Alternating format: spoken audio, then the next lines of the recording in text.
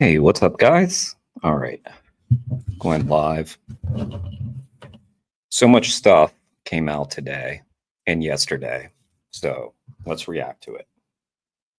Big stuff. Hope you guys are doing well. I'm going to start out with this David Rams video here because I have not watched it yet, so let's check this out.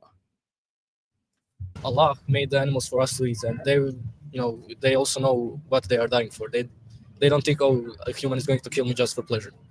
Is that why they scream? What is a good way to kill a chicken? Well, I mean, chickens are mostly killed fast with an axe, for example, chop their head. Yeah. And I've seen that, in Bosnia with my family. I mean, it's maybe a bit disturbing, but I think that I'm a religious person, and I think God gave us the animals not to kill them barbarically, but to eat them. Are you a Christian? I'm a Muslim. You're a Muslim? Yes. Okay.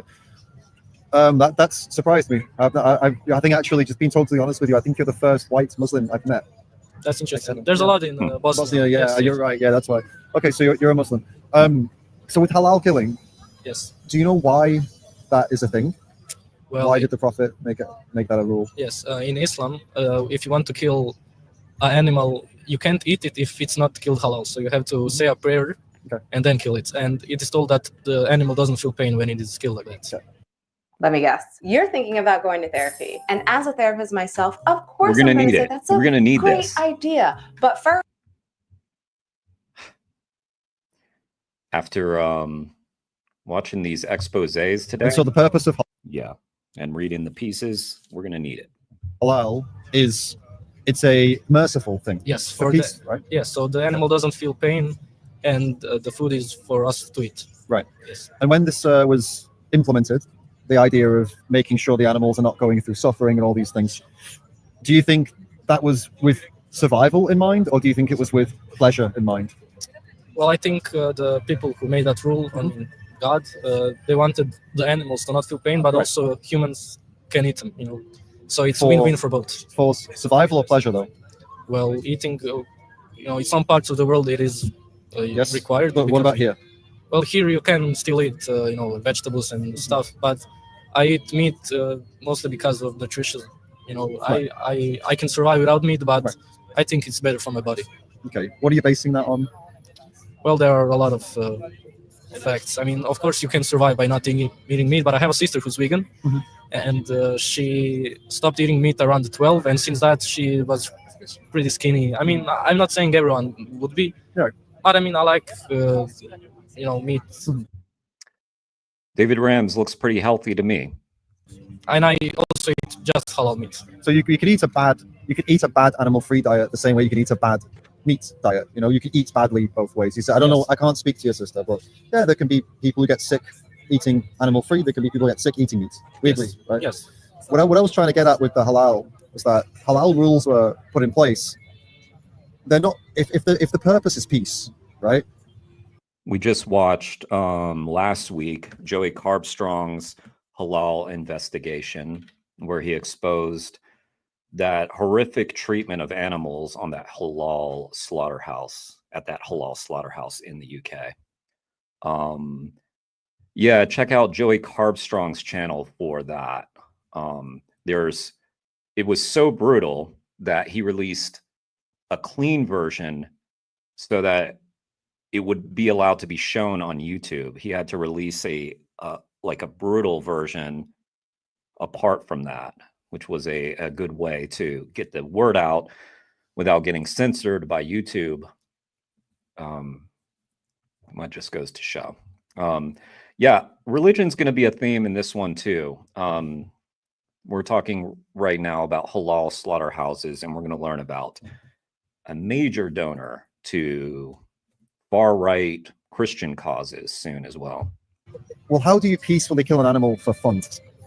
Well, animals in Islam shouldn't be killed for fun because only with maybe hunt. What's up, Gray Sky Vegan? Nice to see you. Thank you for popping in. Appreciate that. I know a lot of people are live right now.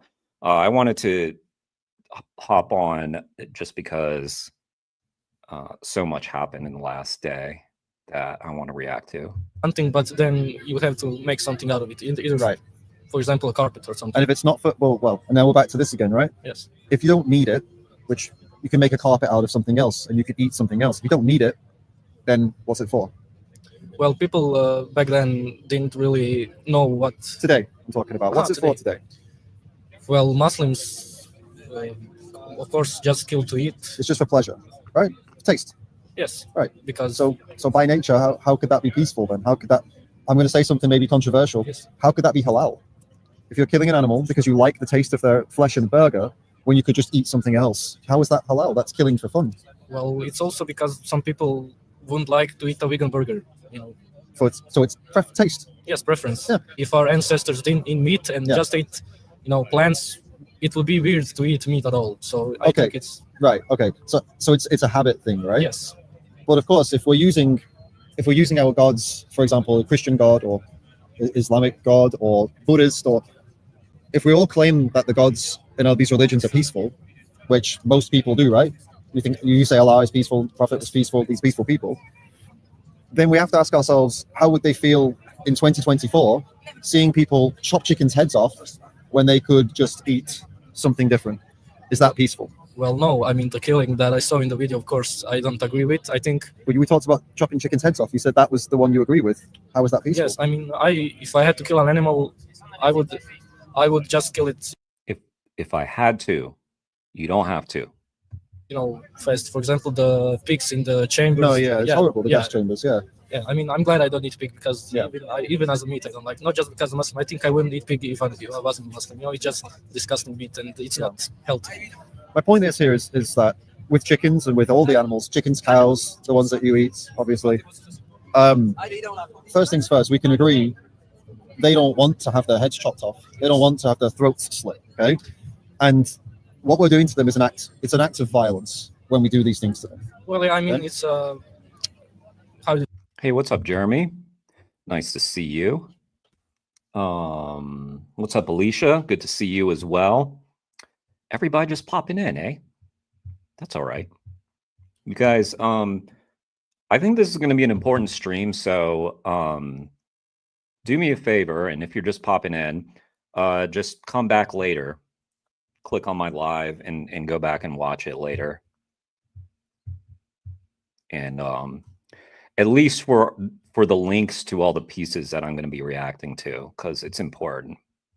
You say the food chain. For example, if I was an animal and I knew that I eat other animals that are down there, and some animal eats me, I'm okay with that. Also, humans are on the top of the chain, so of course nobody eats us. But it's how the world works, basically. I think. Okay, we're jumping around a little bit now. I can't tell me what's. But since I have y'all here, make sure if you do anything today, go to vox.com and go check out the story that dropped today. If you do anything today, vox.com, the new expose. That's what we're going to be talking about. What's most important to you? Is it religion? Is it the food chain? Or is it something else? Well, I eat meat, but with accordance to my religion. So I won't eat, The reason I'm asking you is you won't go to hell if you don't eat meat. Yes. You could be a Muslim vegan and you will still go to heaven, right? Yes. Okay. So it's not the religion which is the reason you eat meat. The food chain, I mean, you're wearing textile clothing that's been made, in a factory, use electricity, use the internet. So nature is you're not living naturally in any way. So the food chain also isn't the reason. Taste? I think nutrition also. Nutrition, okay. Do you think you can't get nutrition without meat and other animal products? I think I could, but I think this is a more natural way. So for example, well, we just established nature's not a big deal for you. It's not for any of us. We're using all this. So much came out today. There was also a great piece in, so much today. Let me find this one too, in the New Republic as well. I thought of it because they were talking about natural. Let me find this one. Okay. Here's another one that y'all should check out. This one I think that y'all would some of you, like especially I think Alicia, you might really dig this article in the New Republic today. It is called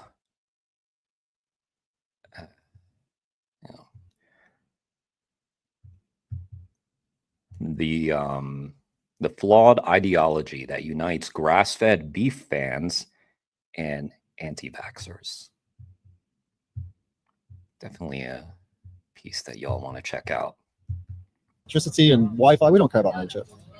So if we can get our nutrition in a way that doesn't involve animals, that can be tasty as well, by the way, just as tasty if you want to make it tasty. What I'm stuck on is, why would we not choose that? Why would we choose to do violence to little chickens, man? They're like this big, little innocent chickens that can't stop us. Well, for example, why would we choose that? if I was born in a vegan family, Yeah. I wouldn't have a problem with being vegan, but I was born in a non-vegan family. So I think it's, from, history, just being a habit, basically. No, I understand the reasons. I understand what you're saying. These are the reasons that everybody here is vegan, but these are the things they were saying before they were vegan. They were all from meat-eating families, right? So I understand you. But I guess as someone, you seem to have some compassion and you seem to care about these types of things and you want to live peacefully. So really, I mean... What's up, Jeffrey?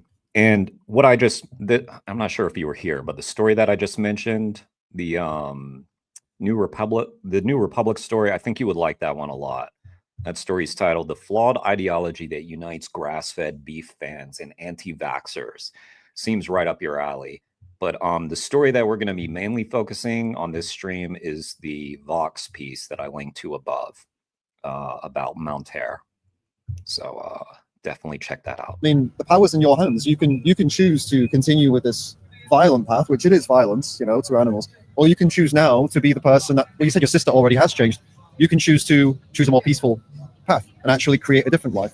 Well, also, I always think that even if I'm not eating meat, the animals will still die. I mean, of course, if the whole world went vegan, that would make a change. Yeah.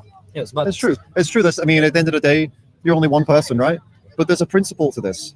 Because, murderers exist. But you're not going to murder somebody because murderers exist, right? Yes. You understand the concept of if 1,000 people do something wrong, that doesn't mean I'll do the wrong thing too, okay? This is the same. At the end of the day, if you believe that it's violent to chop a chicken's head off, if you agree with me that we can eat... David's doing great here. And I also, if it was me in this situation, I just would have pointed out, I've said it on this channel a lot, but this kind of weak mindset, I'm not calling the person weak, but the mindset of I'm just one person. I would have sort of alerted him to this idea that we don't have impact. Really trying to battle that mindset.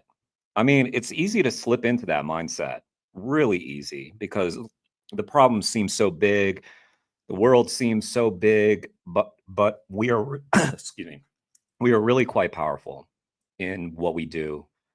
And then, of course, if you have this concern that, going vegan just won't be enough, we'll start with going vegan and then do more, go beyond it, be an activist. Other things, and those what you saw on those screens, and also even in the nicest ways that we do these things to animals, it's still horrible for the animals. It's never nice for the animals, right? So if you agree with me on that, then the only thing left is as to whether or not you, I suppose, are brave enough to make the change and take a step. Well, like I said, I would only eat meat from small businesses that with the human being. But I mean, we went through that, I don't know if I will eat meat in my whole life. I can be vegan in 2 months or in 6 months. I'm sure you could. Everyone could. But I mean, at the end of the day, of course you could. We already discussed those small farms, by the way. Also, just sort of stylistically, in just how David's approaching this, he has the demeanor to me is great, because he's very serious, and he's conveying that this is wrong in a very powerful way. Very, very serious, not doing a lot of smiling. Not that that wouldn't be wrong, but I just really like how kind of grave he is in approaching the subject. You said we chop the chicken's heads off. It's different than what you saw on the laptop, but from the chicken's perspective, it's still violence to an animal for something for taste, right? Well, in Islam, every animal, even the trees, are religious, so they also. Sorry, the tree. Say again. Everything in Islam is religious, so the trees, the plants, the animals. So they also know that they die for us to eat. What do the plants do? I mean, the animals. You think? Well, sorry. Let me get. The animals know they die for us to eat. You said? Yes. Well, how did explain that to me? Help me understand that. Well, Allah made the animals for us to eat, and they also know what they are dying for. They don't think, oh, a human is going to kill me just for pleasure. So, I'm not a religious person. I'm going to be learning more about it soon. Going to talk to someone who's more of an expert about this.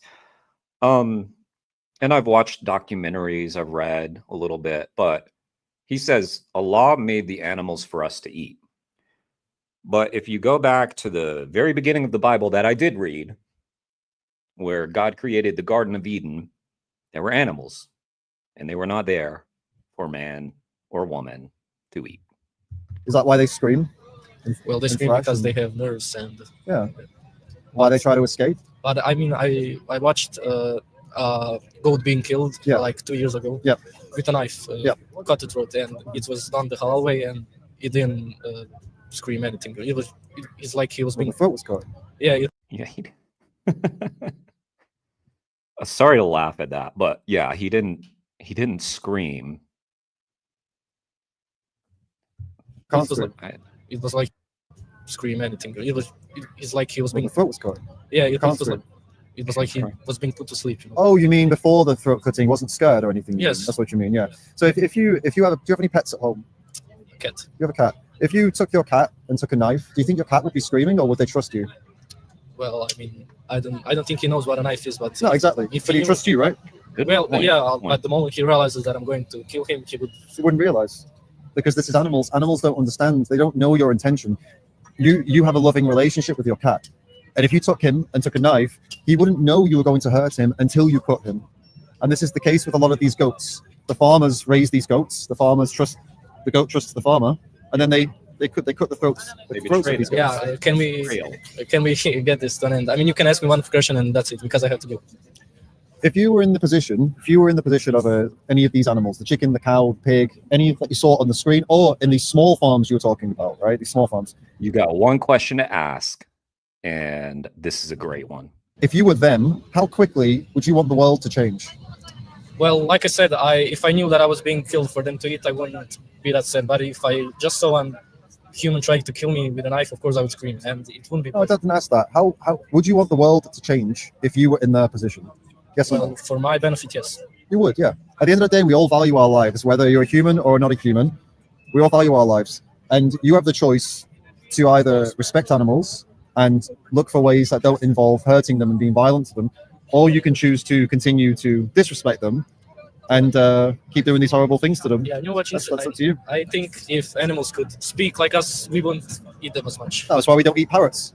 Yes. Because they can talk. Yes, because for example, if I went to kill a goat and he was crying or something telling me, of course I wouldn't kill him. But we also get this feeling like they do tell you non-verbally they don't want you to do it. They don't have feelings. Of course they do. Yeah, take this away, man. That guy was pretty smart. Like, he was open. He was honest. I like him. And great job, David. That was good. Go on that website, and look, at the end of the day, you seem. I'm not going to keep you any longer. All right, you're free to leave whenever you want. But you seem to be someone who's intelligent, interested in these conversations, and interested in learning. So I challenge you to go to that website and watch what's on there. Yeah, I mean, I love having respectful debates. Yeah.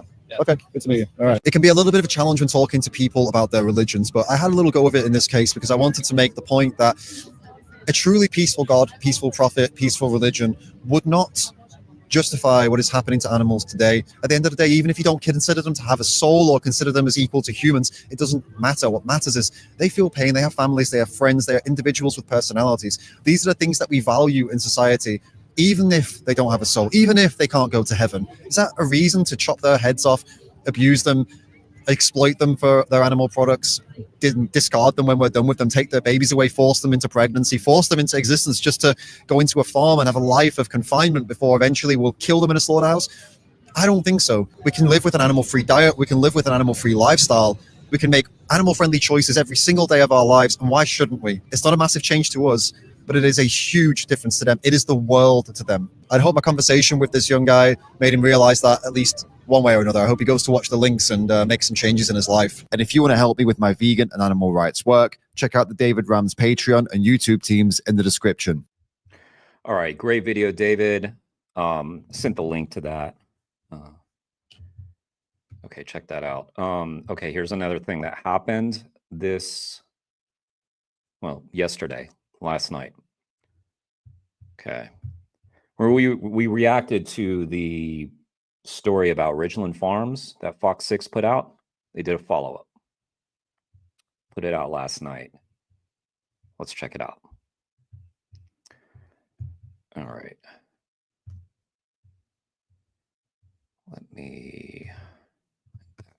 There we go.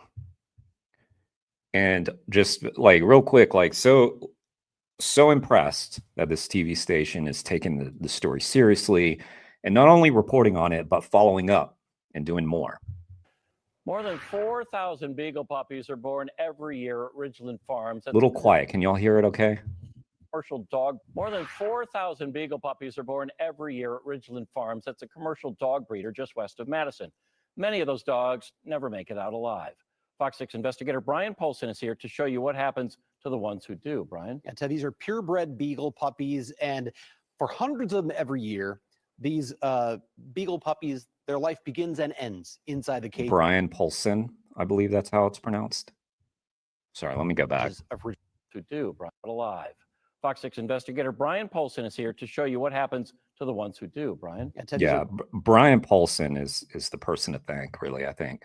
Purebred beagle puppies, and for hundreds of them every year, these beagle puppies, their life begins and ends inside the cages of Ridgeland You're right, Farms. Alicia. But records we've obtained show thousands more are sold for scientific experiments. Some of them are painful, some. And we know that because so many other animals are tested on besides beagles, including monkeys, rats,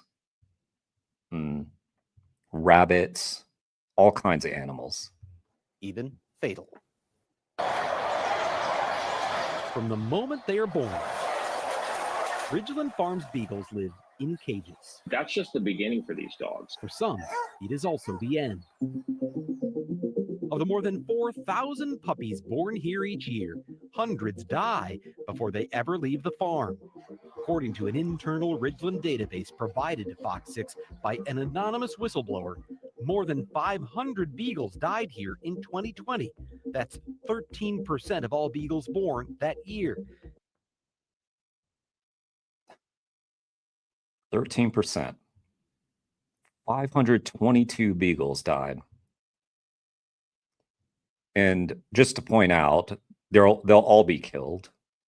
And the number one reason is listed as enteritis, an inflammation of the small intestine caused by things like spoiled food. These dogs are being tortured from the moment they're born. They're born to die. Even for the ones that make it out. White Coat Waste, doing great work.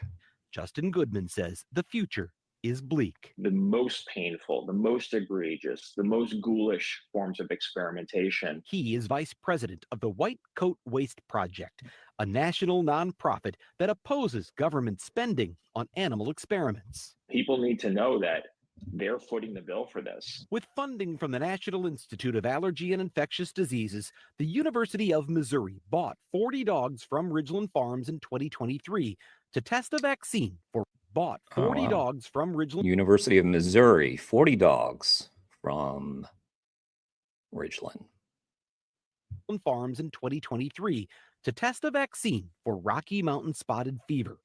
According to records obtained by the White Coat Waste Project, the researchers shaved the dogs, glued chambers full of live ticks to their bodies, and allowed the ticks to feed on the dogs for days.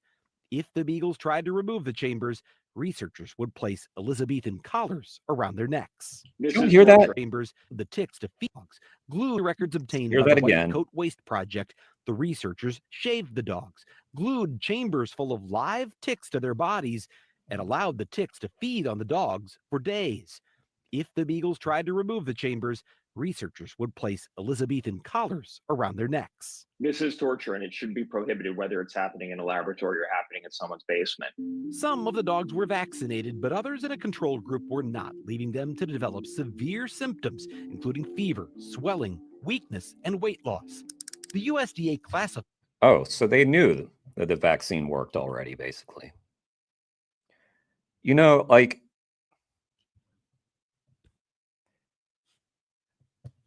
I don't even know what to say. Like, they could have done all this with people and just given people. Never mind. I don't. Oh, shoot. Sorry, skip. Where are we at? Where are we at? Right there. some of the dogs were vaccinated, but others in a control group were not, leading them to develop severe symptoms, including fever, swelling, weakness, and weight loss. The USDA classifies experiments. Good question, Alicia. I'm not sure. Going by the story, I'm not sure exactly which. Horrible. And they probably have a vet looking away on staff. Yeah, looking away. Yeah. Well, we heard about their veterinarian in the last story, that they were having to fight to keep their veterinary license, I believe. By the level of pain experienced by the animals, with the rarely used Category E reserved for the most painful tests, where no pain relief is provided. 6 of the Ridgeland dogs were included in Category E. So Ridgeland is providing puppies for some of the most painful experimentation happening in this country. More than half of the Ridgeland dogs got sick enough that the Mizzou researchers said the only humane thing to do was to put them down. A university spokesman tells Fox 6, quote, "This research has important human and animal benefits," while another spokesperson told the newspaper they recognize the dog's heroism. The dog's heroism. Oh, okay. So you just take someone. I watched this movie the other day called Martyrs. Have you guys seen Martyrs? It is a brutal, brutal, brutal movie. But it reminds me of what they just said. They in the film, they've taken humans, and I won't spoil it, but they've taken humans and basically put them in torture chambers for a reason. Well, I won't spoil it, but check out that movie, Martyrs. What's up, Felix? Yeah. I will never understand how someone who does these types of experiments can look themselves in the mirror. Yeah, totally. Thanks for being here, Alicia. Thanks for being here. Yeah, I don't either. Like, I think that there's a lot of, they have to shut their brain off, shut their emotions down. And we saw in the last story that Fox 6 put out, pretty sure it was in the Fox 6 story, or it might have been the one you sent me, but there was the investigator who said, I mean, not the investigator, but the employee who said, I had to learn to not look the animals in the eye. Couldn't look them in the eyes. These dogs are not heroes, they are victims. At the Illinois Institute of Technology in victims. Chicago, 38 Ridgeland dogs were forced to inhale an experimental drug to combat COVID-19 to test how much of the drug their bodies could withstand. After 2 weeks of testing, all of those dogs were killed and their organs harvested. I think most dog owners and most dog lovers and most regular citizens would dogs. say that's animal cruelty. How is that legal? That should not be allowed in this country. Rebecca Robinson is president of Dane for Dogs, a group fighting animal research. Definitely a group to support. Follow on social media, do all that kind of stuff. Dane for Dogs. Dane County. We're going up against a very powerful industry. The pharmaceutical industry relies on animal testing to prove its experimental drugs are safe to test in humans. And the principal investigator of the IIT study, Dr. David McCormick, says we're proud of our work. He calls groups like White Coat Waste Project and Dane for Dogs animal rights terrorists. There's no terrorism happening. Project and Dane for Dogs. Interesting. Dane for Dogs. Rebecca. Yeah. Animal of our investigator of the powerful industry. The pharmaceutical industry relies on animal testing to prove its experimental drugs are safe to test in humans. And the principal investigator of the IIT study, Dr. David McCormick, says we're proud of our work. Proud of he their calls work. Groups like White Coat Waste Project and Dane for Dogs animal rights terrorists. There's no terrorism There's the face of a terrorist, guys. Oh my God. I'm terrorized. happening here. It's documentation. It's a lot of research and investigating and reading and spreadsheets. This is not terrorism. McCormick initially agreed to an interview with the Fox 6 investigators, but canceled. I think it's important to weigh. Agreed to an interview with the Fox. Brian, unfortunately, I think that we should cancel this Zoom call. I see little value in moving ahead. Why? After our phone call this afternoon, I watched the podcast that you and your colleagues put together a week or so ago. I do not question the accuracy of the information that your team presented. What I do question is A, whether both sides of the discussion were presented. They were not. And B, whether the overarching probably tone of the podcast was fair and unbiased. You know, it looks to me like Brian has reached out quite a bit to you and offered you a chance to comment on his stories and be part of them. And it looks like most people are declining, including Ridgeland Farms, who doesn't really have anything to say, it sounds like. More specifically, your guest from Dane for Dogs made many assertions, but none was questioned. Yeah, maybe because they had already done the investigation. Did you think about that maybe? Like, this is after the fact. They've already done the investigation. So, yeah, I think Brian knows pretty well what's going on. So, yeah, I don't blame you for canceling that Zoom call. That was going to be a tough Zoom call there, David. 6 investigators, but canceled. I think it's important to weigh the pros and cons, but ultimately, at the end of the day, it is an ethical issue. After he saw Robinson appear on an episode of the Fox 6 podcast, Open Record. Which would she prefer, he wrote?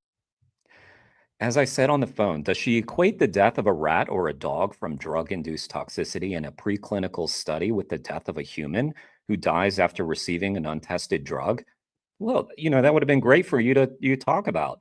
I have worked for many years developing drugs for breast cancer prevention. Which would she prefer? Some dogs dying during preclinical studies, or perhaps her mother or her sister or her daughter or herself dying from toxicity induced by an untested drug?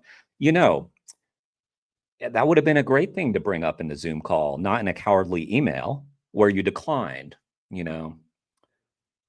Just a thought. But, you know, I can understand why it would be tough to actually get an answer to that in real time. Wrote, some dogs dying, or perhaps her mother, or her sister, or her daughter, from the toxicity induced by an untested drug. That's such a false choice. Oh, it looks like Rebecca can answer. Oh, Rebecca didn't scurry away when asked a tough question. Tough question there, David. Have to choose between dogs and humans. Correct. There's modern technology out there that is readily available for use that should be used instead of dogs. Correct. And I think the popularity of these stories, the virality of these stories proves that the public also agrees that we should not be using dogs to test on. Says alternatives to animal testing are not ready and may take another 10 or 20 years to develop. Maybe that's because we're still wasting $20 billion a year on animal experimentation instead of investing that money in modern alternatives. White Coat Waste is now urging the Trump administration to cut that funding for animal research. It's just disgusting, and it shouldn't be happening, and it certainly shouldn't be happening with the public's money. But with thousands of beagles still held in cages on a Wisconsin farm, Robinson says the battle is just beginning. It is a tough fight, undoubtedly, but the momentum is there. The general public does not want this to happen. They don't want dogs experimented on. An attorney for Ridgeland Farms says the enteritis deaths in 2020 were the result of a parvovirus outbreak. He said the virus was contained, but did kill, quote, under 400 dogs. He also Well, geez. sent a copy of the most recent USDA inspection of Ridgeland Farms. The unannounced inspection on January 22nd of this year found no violations of animal welfare regulations. You can see The unannounced inspection after you had been exposed, after you had brought felony charges, right, against activists who exposed you, and then at the very last minute dropped those charges, claiming you got death threats, right? And then they filed for a special prosecutor to investigate you. And what happened? The judge said, yeah, we're going to appoint a special prosecutor. And then after that, there was an unannounced inspection. And yeah, I wonder if you had had time to clean things up, knowing that a special prosecutor was looking into you, Ridgeland Farms. Oh my God. Ridgeland's full comments, as well as those of the researchers at the University of Missouri and IIT in Chicago, on Fox Local. Brian, there were criminal, there were regulatory investigations into Ridgeland Farms. Any update on either one? Yeah, a lot going on there, right? And a lot for us to follow. The answer right now is nothing yet. I mean, La Crosse County DA Tim Grenke has been appointed as a special prosecutor, but his investigation is still ongoing. And so are investigations by the Veterinary Examining Board and the Department of Agriculture, Trade, and Consumer Protection. And so far as we know, by the DEA as well, who were on site recently. A lot still to come on this. And we know when you get the results of those investigations, We'll be bringing them to you. You have been on this. Congrats. Hell yeah, Brian. Reporting, ladies and gentlemen. Reporting. Something that used to happen and seldom still does, but thank you to Brian for doing that. Here is that story. Please make sure you show them some love for doing that. All right, let's get to the main event here. And we're going to dive deep into this one. All right. We're going to Wayne Shung's page. Here we go. Wayne put out a new video.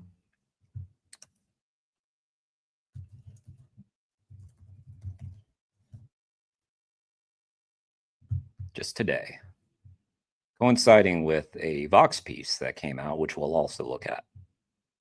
But let's let Wayne take it away here. This is the chicken who controls Trump. Monterre Corporation, the fourth largest chicken producer in the nation, is one of the top contributors to Trump and the MAGA movement. In 2016, when Trump launched his political career, Monterre was a top 5 donor. That had Before we get into this, I just want to point out the bipartisan nature of this work, because we're talking right now about a major funder of Donald Trump, right? But we were also just hearing from White Coat Waste, who works with many right-wing politicians to look into the waste of animal testing. We were just talking about halal slaughterhouses, you know.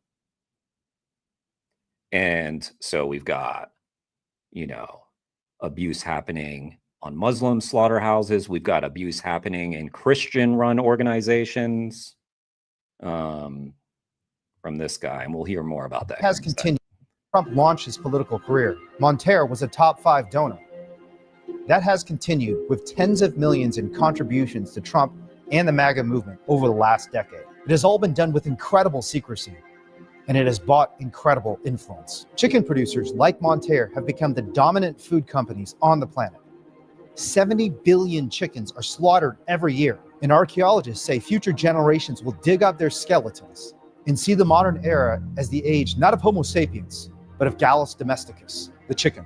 This growth is partly because the chicken industry is one of the largest beneficiaries of corporate welfare. Mr. President, you're going to sign an executive order today about meat packaging plants. With billions of taxpayer dollars handed out to companies like Monterre, chicken has even affected our spiritual life. Monterre executives have held key positions at the National Prayer Breakfast, the religious event that every president since Eisenhower has attended. The influence of that event is part of the reason that every US dollar says the words, "In God we trust." And it all comes back to this.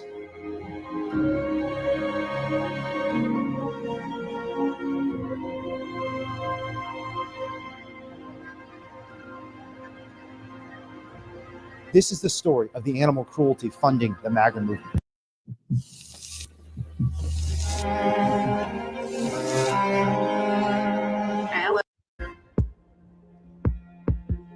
At the height of the Great Depression, as banks failed and millions lost their savings overnight, starvation became a reality for the first time in this nation's history.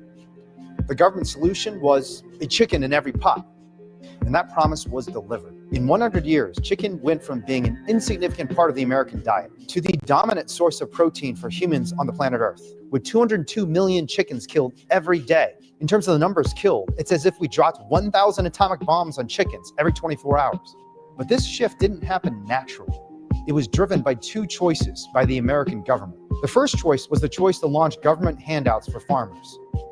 In 1933, as farms were going bankrupt across the nation, FDR passed the first Farm Bill, the Agricultural Adjustment Act, to address a national economic emergency. The law designated nearly 10% of the entire federal budget, $250 million, to provide handouts to farms.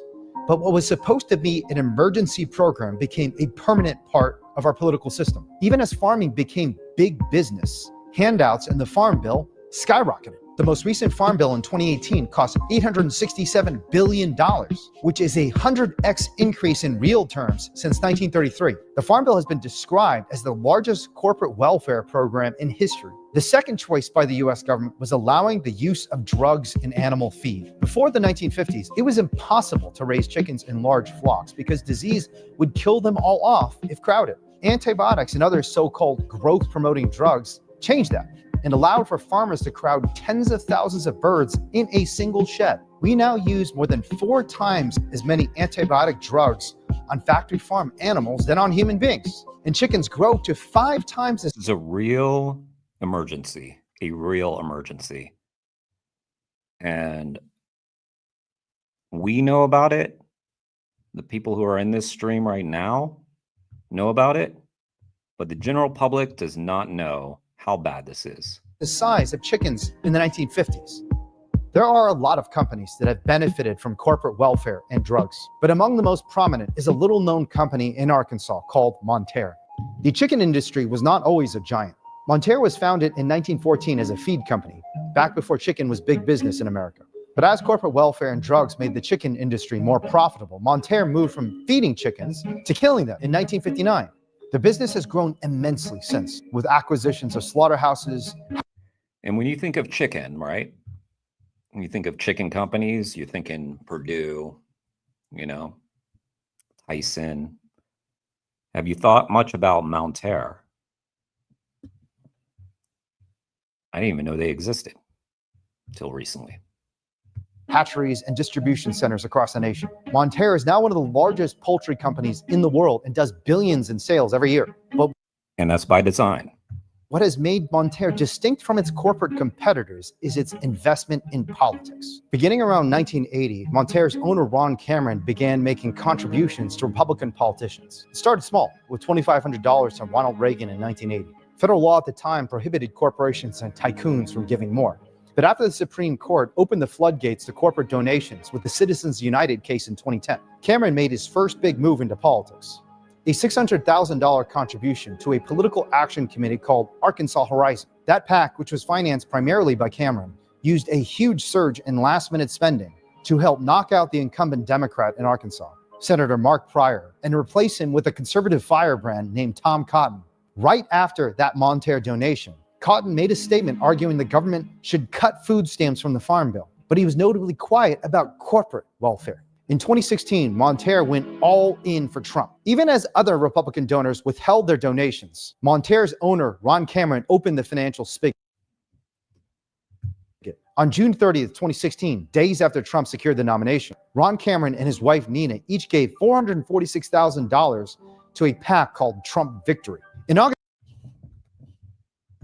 each gave $446,000. Look at that. $446,000 to a PAC called Trump Victory. In August 2016, Cameron gave another $2 million to a— Must be nice to have that kind of money, that you can just throw money at whatever you want. PAC called Rebuilding America Now, which was run by Paul Manafort, Trump's campaign manager, who ended up in prison a few years later in a money laundering scandal. Monterey was one of the 5 largest donors to Trump that year. Gray Sky Vegan, never heard of them before today. Yeah, I think a lot of people haven't heard of them. There was a New Yorker article that came out about Ronald Cameron several years back. But he has largely flown under the radar.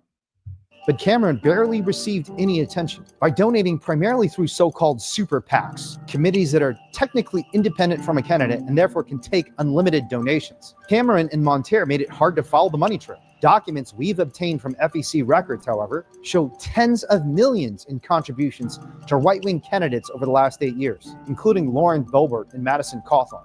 The biggest recipient of Cameron's donations, however, has been Trump. After a brief interlude with Nikki Haley last year, Cameron gave another $1 million to MAGA Inc., a super PAC. The last recipient of Cameron's donations, however, including Lauren Boebert. Look up those, if you guys don't know those politicians, Lauren Boebert and Madison Cawthorn, because my guess is if you Google their names, you will find all sorts of scandals associated with them. Yeah. I know of these politicians quite well. I'm sure that a lot of you know Lauren Boebert. If you follow politics, you might know Madison Cawthorn. But yeah. Madison Cawthorn lost his seat in a Congress that typically doesn't punish scandal. Voters, typically throw people back into office, scandal or not. Madison Cawthorn's were so embarrassing that he lost his seat. Lauren Boebert nearly lost her seat to a Democrat recently. And Madison Cawthorn, the biggest recipient of Madison Cawthorn lost his seat to a fellow Republican. Cameron's donations, however, has been Trump. After a brief interlude with Nikki Haley last year, Cameron gave another $1 million to MAGA Inc., a super $1 million PAC supporting Trump.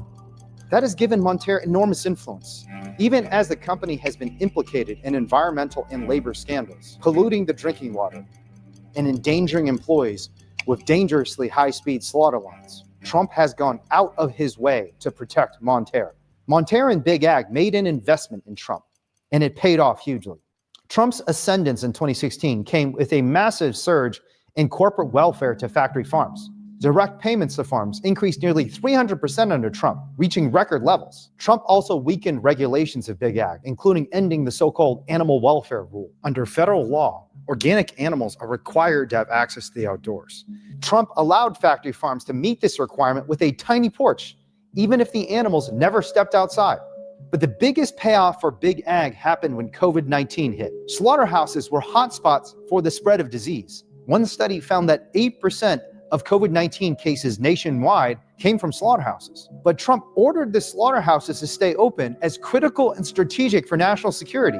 Bizarrely, he admitted later that the real reason for the order wasn't national security, but the industry's liability problems.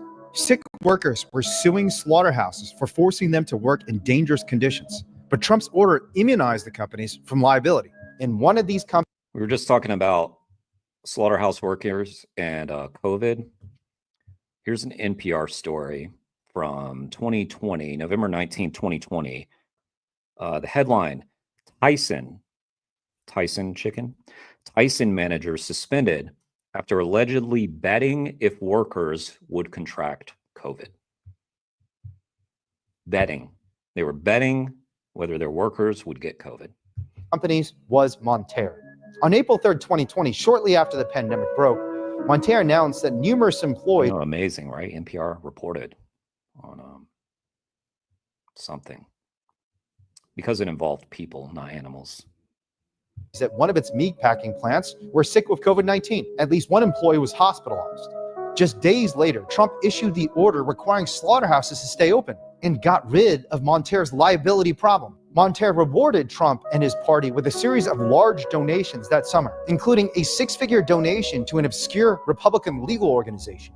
Even with increased scrutiny of COVID-19 at meatpacking plants, however, Monterey remained shrouded in secrecy, Indeed, in the years after the COVID outbreaks, the company continued to lobby to reduce transparency in its supply chain. Its moves were described by Farm Action, a nonprofit that supports local farmers, as slimy. What is Monterre trying to hide? Farm Action asked. But Monterre is a privately held company and has no disclosure requirements. So no one knew what Monterre was trying to hide. Until now. In the summer of 2023, animal rights activists, including the former Baywatch actor Alexandra Paul, decided to take a look inside Monterre's factory farms. They took huge risks in doing so. Animal rights activists have faced felony charges for merely taking photographs of abuse in labs, slaughterhouses, and factory farms. But Alexandra and other activists felt the public needed to see what was funding the MAGA movement. And in multiple visits to Monterre locations over a 13-month period, this is what they found. Crowding. Tens of thousands of animals crammed so tightly in sheds they were trampling each other to death. Disease. Animals suffering from antibiotic-resistant infections, including Salmonella, a bacteria that sickens tens of thousands of Americans every year. Starvation. In one of the cruelest ironies, numerous animals collapsed and unable to reach food and water. Activists found sick and injured animals who were too weak to stand and left to starve to death over multiple days. This is a violation of the company's own policies. This is a violation of animal cruelty laws. And this is what is funding the MAGA movement. Look at that. Look at that.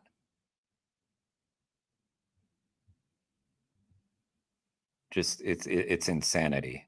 Insanity what we do to animals.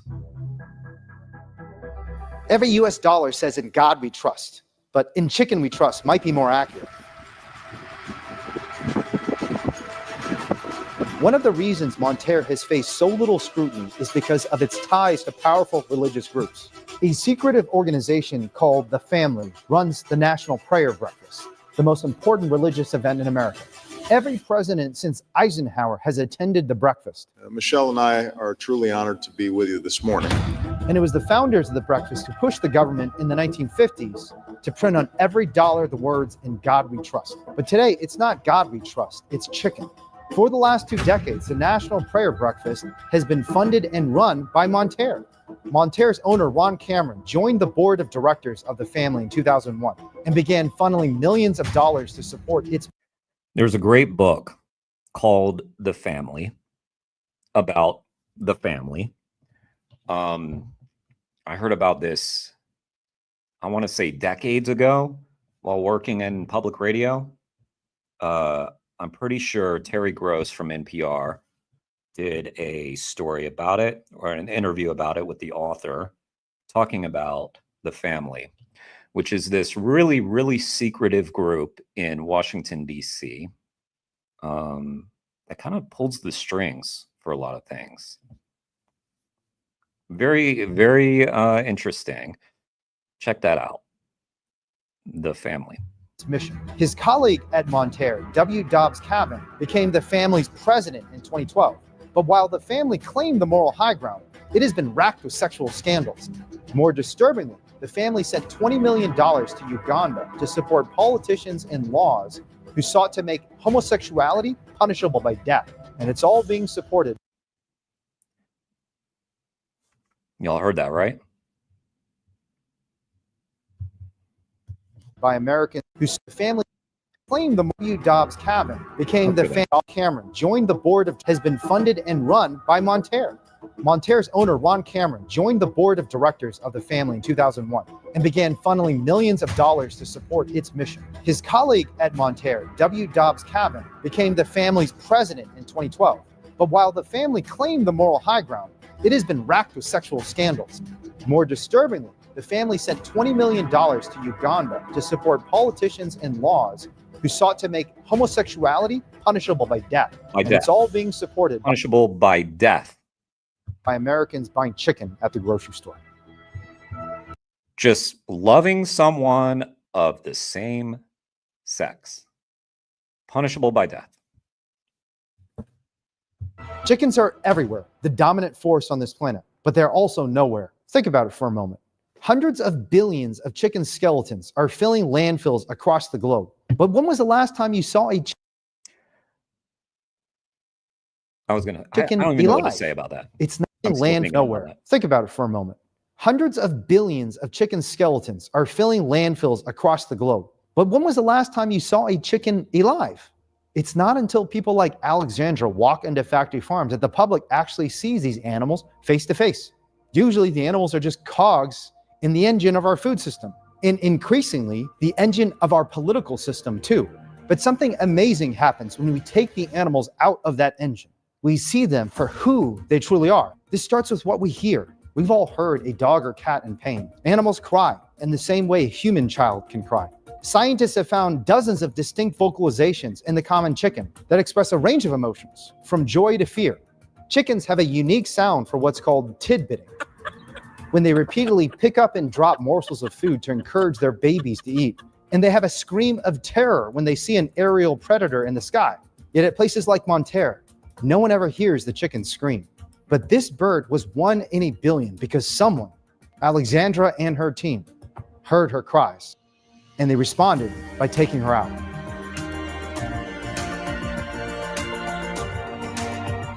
She received emergency care, including a sling that helped her stand.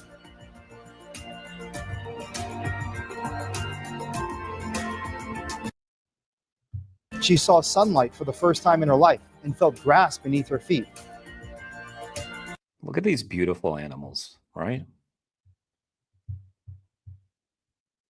Like so often when you see the birds on these factory farms, they look so sick and their feathers have fallen out and they look like disease. And look how they're supposed to look.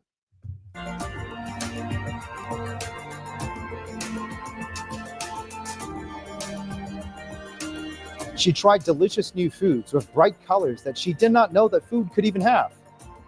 And maybe most important, she felt what it meant to be safe. And when an animal feels safe, even if she's hurt or broken or at the brink of death, she can come back to life.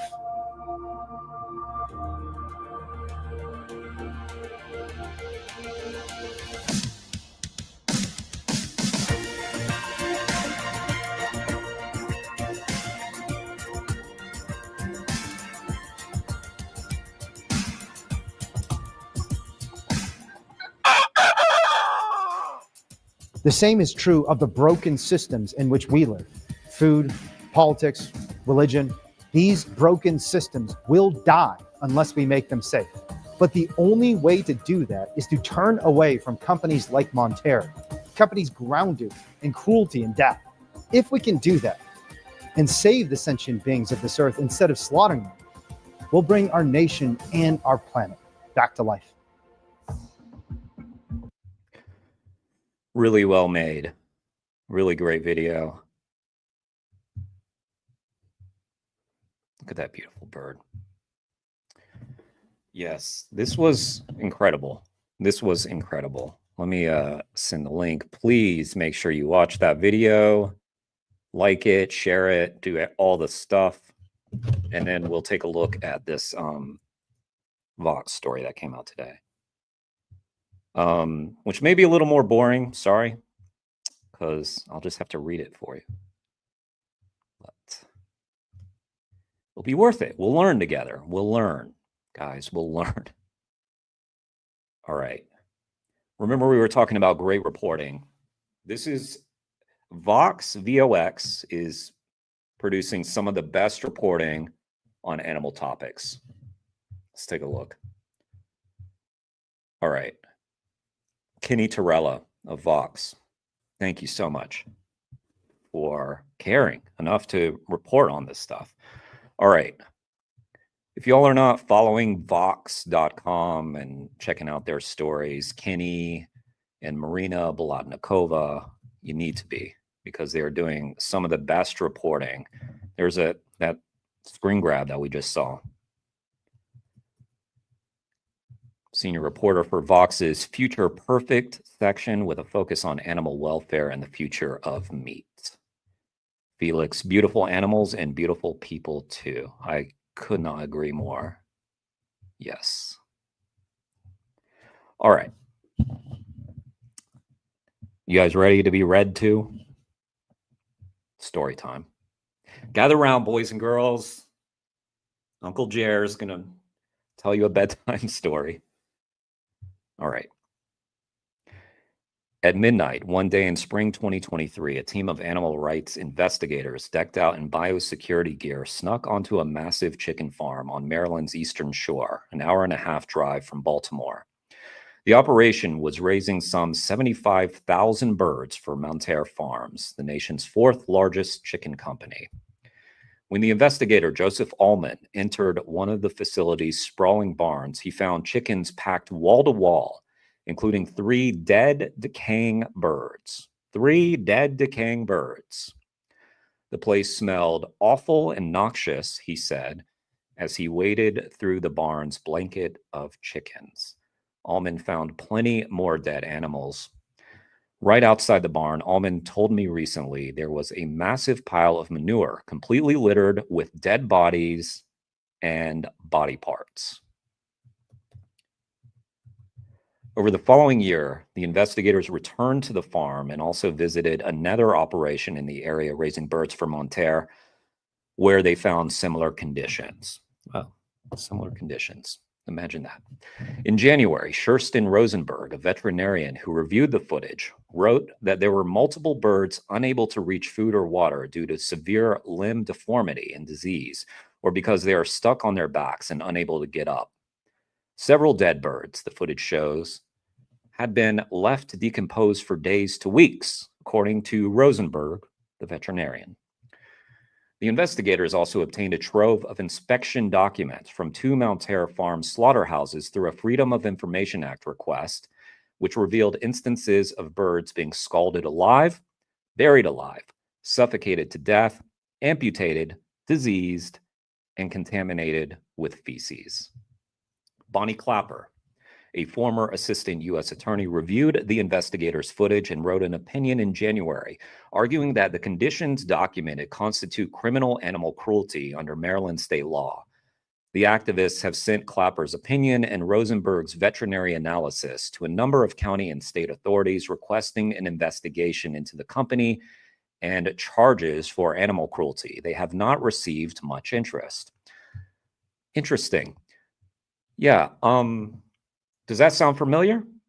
So if you guys will recall, one thing about the Ridgeland story that we reacted to earlier was very similar, that the investigators had gone to the authorities many times, including the district attorney, asked him to investigate, nothing.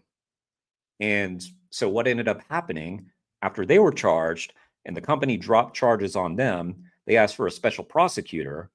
And one of the things that they had to show in order to get a special prosecutor was to show that the district attorney had not been interested in investigating. They were able to show that. The judge agreed and appointed a special prosecutor. You see the similarity? You getting me? So once again, the investigators have gone, and Bonnie Clapper and Sherston Rosenberg, the activists sent their opinions to a number of county and state authorities requesting an investigation into the company and charges for animal cruelty. They have not received much interest. Mountaire alleges that early one morning in mid-February, Allman and his colleague Adam Durand posed as AT&T contractors to gain access to a Mountaire slaughterhouse in Delaware. They were later arrested for criminal impersonation, a charge which was soon dropped, and trespassing, to which they agreed to a plea deal to remove the charge from their records in exchange for 1 year of no contact with Mountaire, Allman told me.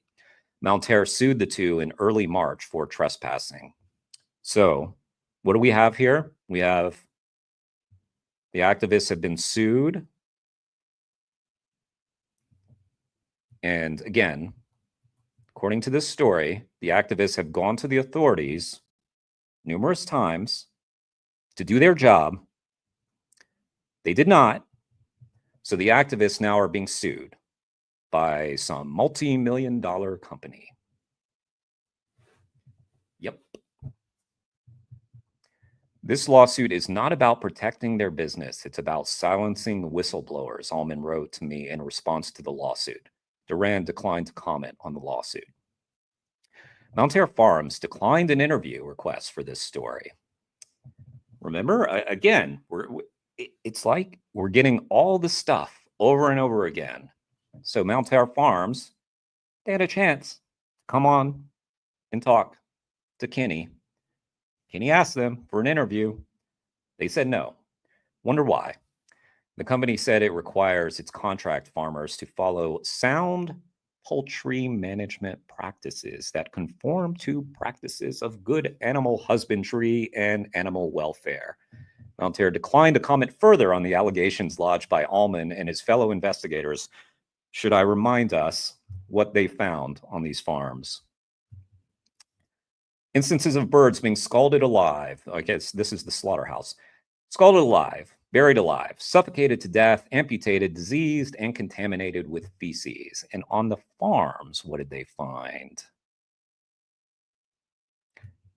Dead, decaying birds. Plenty more dead animals right outside the barn. Allman told me recently there was a massive pile of manure completely littered with dead bodies and body parts. That, according to Mountaire, is sound poultry management practices that conform to practices of good animal husbandry and animal welfare. Okay, gotcha. Here's some photos. Well, you can see them. However grisly the investigation into Mountaire's operations was, they're far from unusual. Great point. At U.S. chicken factory farms, overcrowded, unhygienic conditions are so common that 6% of the nation's 9 billion chickens raised for meat, chickens that have been bred to be unhealthily large, die on the farm each year before they can even be trucked to the slaughterhouse. That adds up to more than 500 million unnecessary deaths. 500 million. The alleged conditions on Mountaire's chicken facilities show one of the major ills of the factory farming system in the U.S., one shared by other companies in the industry, an almost willful disregard for the welfare of the animals they raise. But Mountaire also demonstrates to a greater extent than any other poultry company a less widely known way in which the factory farming system's tentacles work their way into American life. The industry's ties to a right-wing deregulatory political agenda. All right. While Republican politicians and meat companies have long been intertwined, almost 80% of the industry's political contributions in the 2024 election cycle went to Republicans. Mountaire and its wealthy but little-known CEO, Ronald Cameron, showed just how deep those ties can go. Little-known CEO, given all that money. Remember the video? Flies under the radar. Probably why they didn't want to comment. Cameron, who at times has been a top donor to President Donald Trump, far outspends others in the poultry industry in an apparent effort to bend U.S. politics toward his hard-right beliefs, and seemingly to protect and expand a poultry empire that produces roughly 1 out of every 13 chickens consumed in America today, even if relatively few people have ever heard of it. Like many of us, 1 out of every 13 chickens. A recurring theme. What's up, doggo? Thanks for being here. Sorry, it's not very exciting, doggo. It's story time. Story time with Jer. How Mountaire Farms, I don't know how to pronounce it. Mountaire. How Mountaire Farms has fueled a right-wing business and political agenda. In 2016, Cameron and his wife gave millions to Trump-aligned PACs, which made him one of the biggest donors to Trump. Across the 2020 and 24 election cycles, Cameron gave another $4.7 million. Cameron has also contributed to several current and former House Freedom Caucus members and far-right Senate candidates, as well as over $14 million to political action committees linked to the Koch brothers, and over $2 million to PACs operated by the Club for Growth. Hey guys, just a quick question. Have you heard about these guys on these left-leaning podcasts? on these left-leaning shows like David Pakman. Have you heard about them on, what was it, the Sam Cedar? Have you heard about them on, I don't know. What are they? What are the ones? What's out there? My guess is you haven't heard about that. You heard about it from animal activists and Vox. Yeah. All told, Cameron has given around $75 million to candidates, PACs, and state parties since 2014, over 99% of it to Republicans, making him one of the 50 biggest political contributors in recent election cycles. Let's take a look at this. The CEO of chicken company Mountaire Farms has become a force in American politics.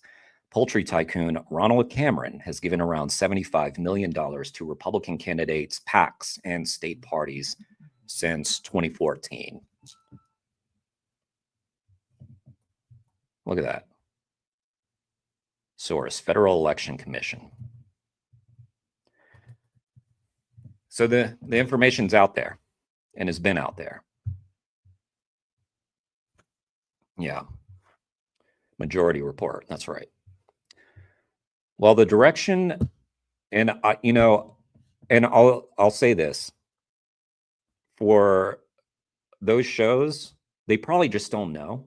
I mean, they probably don't know about this, but they claim to be, like this kind of source of things of good information. So why don't they know about it? Why have the show if they're not going to be informing people? Is it just commentary? Is that all it is? Are they just like me but bigger, just commentating? I don't know. While the direction of Cameron's dollars isn't unusual in the meat industry, the scale of giving dwarfs that of his competitors. Since 1990, the largest chicken companies have given, through their employees, anything from tens of thousands to a few $1,000,000 each, with similar spending in direct lobbying. Mountaire, it should be noted, does not spend on lobbying at all.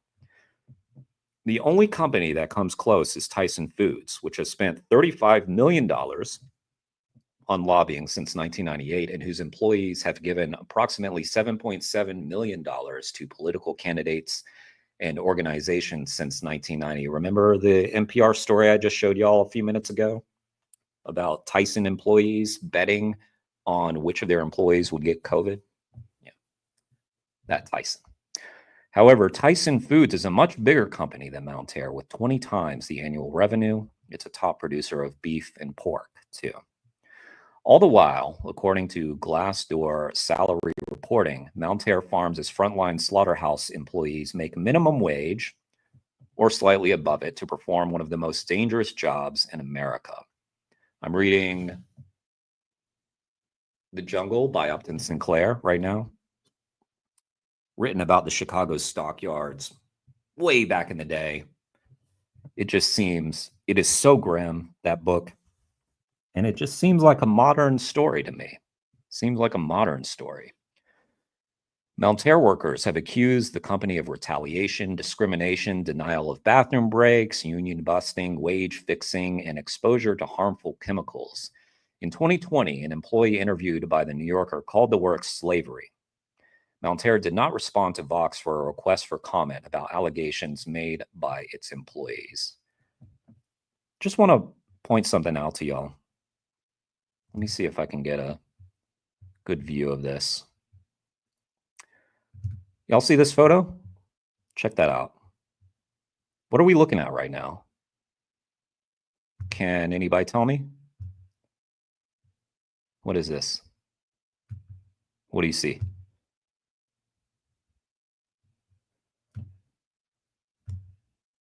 See that?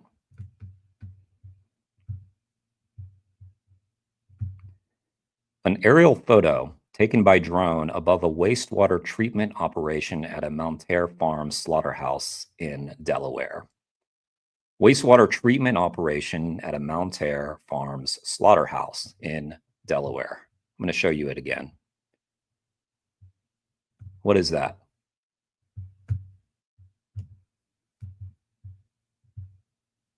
I don't know. I'm asking.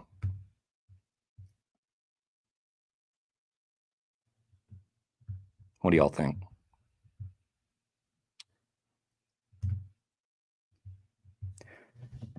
The company has also been accused of creating severe environmental pollution.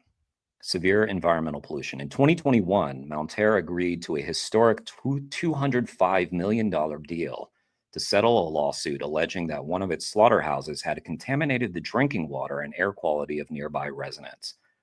Tale as old as time, eh? While Mounterra does not believe that it caused any damage to any of the plaintiffs, it chose to settle the case in order to achieve a final resolution and to allow construction of a new wastewater treatment plant to proceed. Kind of like that, huh? Oh. The company said in a statement at the time. I wonder what that is. What's all that red stuff? I have no idea. Red stuff. Environmental pollution is a consistent problem for the meat industry, and Cameron's political generosity has coincided with beneficial political action for Mounterra on exactly that subject. In Maryland, where corporations are restricted from giving political candidates large sums of money, Mounterra funneled $250,000 into the Republican Governors Association days before the 2014 election, which it spent on ads to elect Republican Maryland Governor Larry Hogan. On Inauguration Day, Hogan rescinded regulations pertaining to how much animal manure can be spread onto crop fields as fertilizer, a notorious source of water pollution on Maryland's Eastern Shore, where Allman and his colleagues investigated Mounterra chicken operations. Weeks later, Hogan proposed a watered-down version with a loophole for the poultry industry. A spokesman for Hogan told the Wall Street Journal that Hogan, quote, had no knowledge of Mounterra's involvement with the Republican Governors Association. Oh, okay. No knowledge. Yeah. Felix, we are very fortunate that Kenny and Marina have a platform like Vox. We need so many more like them. Yes, we do. By the way, when this story came out, a lot of people were commenting that they were hitting a paywall. So there's sometimes people are hitting paywalls. And I just want to say, like there are ways to read the story, but if you have extra money to be a member of Vox, I kind of feel like that's a pretty good investment. I doubt it's that expensive, and Vox does great reporting. And for instance, let's say you want to become a member of Vox, and I know we don't have a lot of money, so I'm not saying you got to do this, but let's say you wanted to get access to the story and you wanted to support Vox's work. Well, a great thing that you could do is become a member from this piece and let them know that the reason why you're a member of Vox is because you appreciate the reporting on factory farms and issues involving animals, and specifically this piece. Just saying. I know there's limited funds that everybody has, but Vox does great work. Allman and his colleagues investigated Mounterra chicken operations. Oh, wait. Where were we? Okay. In the middle of April 2020, Trump picked Cameron to serve as an economic advisor to the White House on its strategy to reopen parts of the economy in the early stages of the COVID-19 pandemic. 2 weeks later, Trump signed an executive order mandating that slaughterhouses remain open to their extent possible, even as they became COVID hotspots, including Mounterra slaughterhouses. That same day, the Department of Labor issued a statement that essentially immunized meat companies from being held accountable if they did not adhere to the U.S. Centers for Disease Control and Prevention's COVID-19 guidelines, so long as they had at least demonstrated a good faith effort to do so. Oh, man, a good faith effort.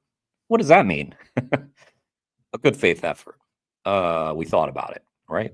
Is that a good faith effort? I mean, what is it? What is a good faith effort, actually? Sounds subjective to me.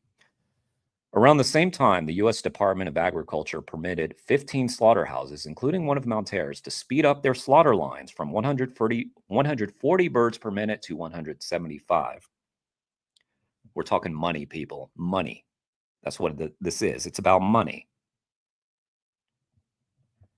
They want the lines faster to make more money. That's why.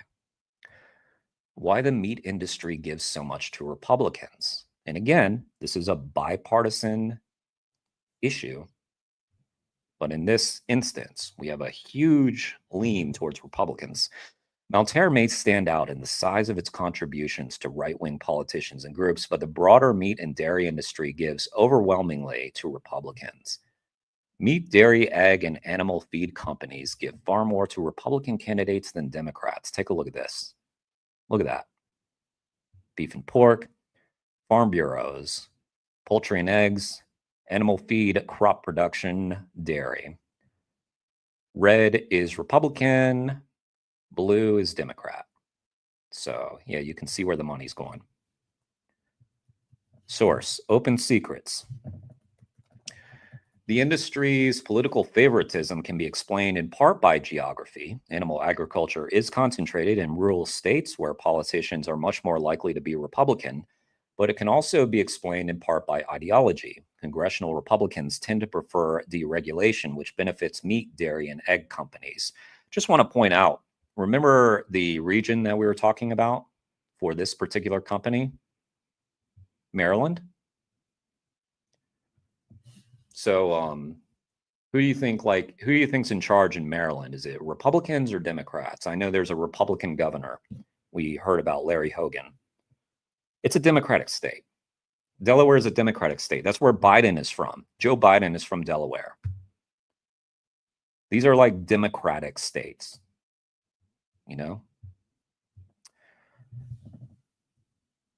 All right. Cameron and his company, along with his competitors, benefit from deregulation at each link in the supply chain that Congress and regulatory agencies could change but don't. Poultry farms are exempt from numerous animal welfare laws and are largely exempt from key environmental laws. The Department of Labor, across Republican and Democrat administrations, has failed to keep slaughterhouses abuses in check. A lot of the farmers that raise chickens for big poultry companies get screwed over too. But while Republicans may financially benefit disproportionately from the industry's largesse, Democrats tend to be anything but tough on the meat industry. We're going to hear about Democrats now. While conservatives have consistently pushed more aggressive pro-agribusiness policies, food policy expert Nathan Rosenberg and journalist Bryce Wilson Stuckey wrote in a 2017 story for The Counter, liberals have often responded with pro-agribusiness policies of their own, even when that meant undermining their own natural allies, small and mid-sized farmers, farm workers, rural minority populations, and the small independent businesses they support.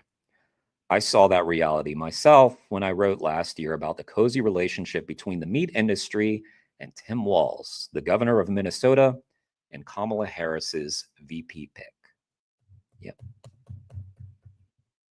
Boy, was that depressing. Some more photos here.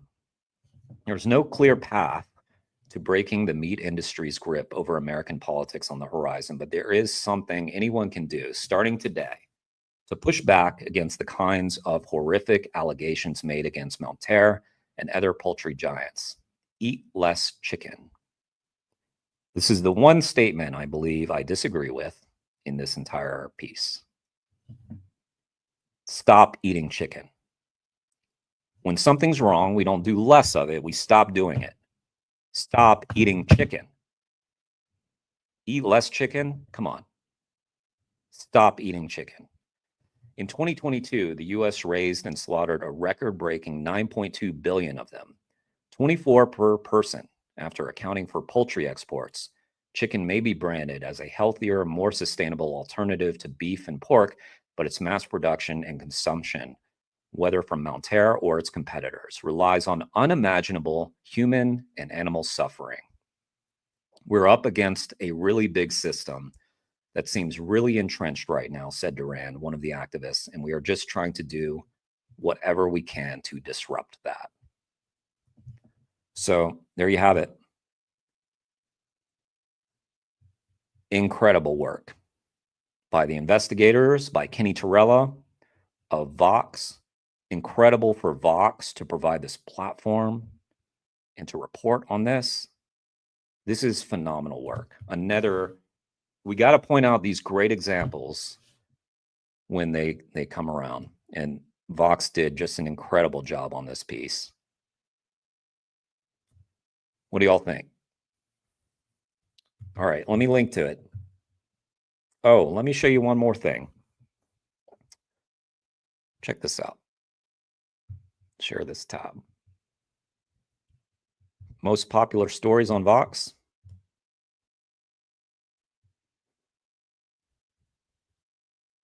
Number one, this little known company is a major funder of right-wing politics. You've probably eaten their chicken.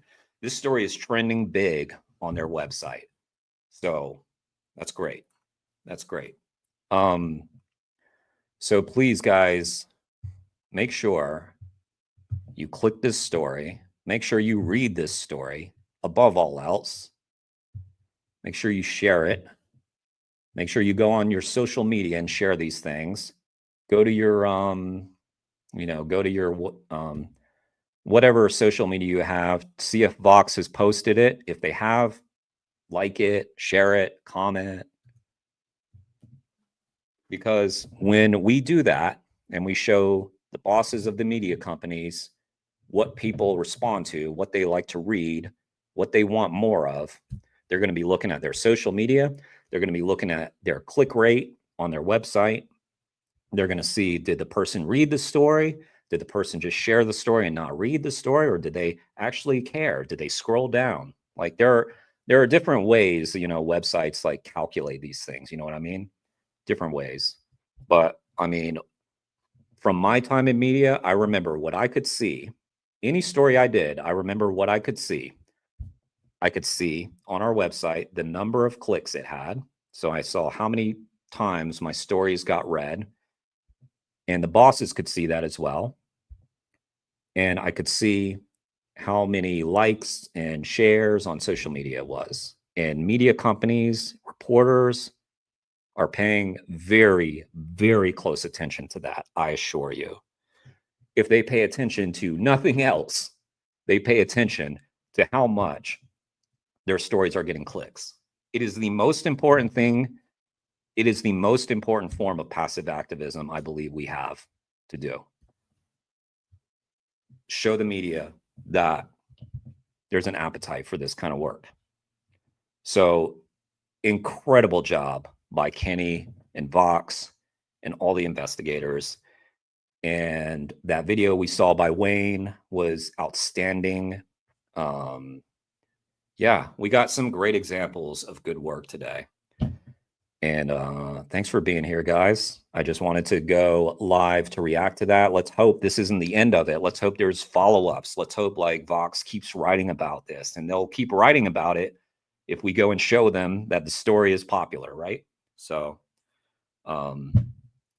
yeah, let's hope other reporters, other news outlets see that there's appetite for this, because they'll go on Vox, they'll see what's the most popular story. And right now, it's that story, which is incredible. So again, yeah, and also, yeah, if you have extra money, like I said, definitely, become a member of Vox if you're not. I have no affiliation with Vox. I'm just saying it because I appreciate their work. They do incredible work.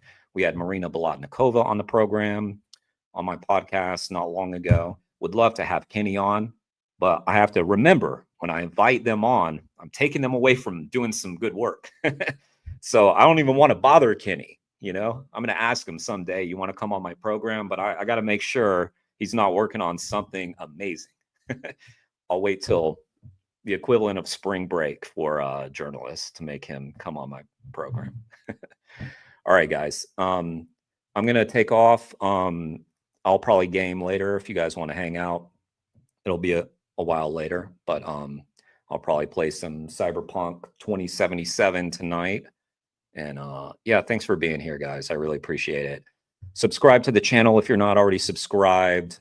Like the video and all that. And more importantly, though, like all the stuff that we viewed today, because that is what is way more important today than my channel today. Way more important than that is what we watched today. This was amazing work. Thank you, Felix. Thank you, Verdant Jedi. Thank you, Gray Sky Vegan. Thank you, Doggo, as always. Felix, scrolling up. Alicia was here. Jeffrey was here. You guys rock. Thank you so much. Jeremy Gord was here. Oh, yeah. Oh, yeah. We had the Jeremys well represented. Gray Sky Vegan. Well represented. Well represented. All right, guys. You guys have a good night. Take care.